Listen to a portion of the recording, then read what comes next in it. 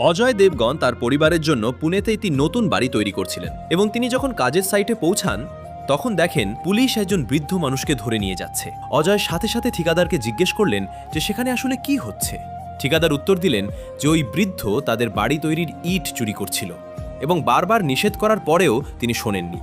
অজয় তখন বৃদ্ধের কাছে গিয়ে অত্যন্ত শান্তভাবে বললেন যে এই বয়সে এমন কাজ করলে তার সন্তানদের মাথা নিচু হয়ে যাবে। বৃদ্ধের চোখ জলে ভরে উঠল এবং তিনি জানালেন যে বৃষ্টিতে তার মাটির ঘরের দেয়াল ভেঙে গেছে এবং তার দুই যুবতী মেয়ে ঘরে থাকায় রাস্তা দিয়ে যাতায়াতের সময় লোকজন তাদের দিকে আর চোখে তাকায়। তার পক্ষে নতুন দেয়াল তৈরি করার মতো কোনো সামর্থ্য নেই বলেই তিনি নিরুপায় হয়ে ইট সরাচ্ছিলেন। এই করুণ কাহিনী শুনে অজয় দেবগন স্তব্ধ হয়ে গেলেন এবং পরের দিনই নিজের খরচায় সেই বৃদ্ধের পুরো বাড়ির দেয়াল মজবুত করে তৈরি করে দিলেন।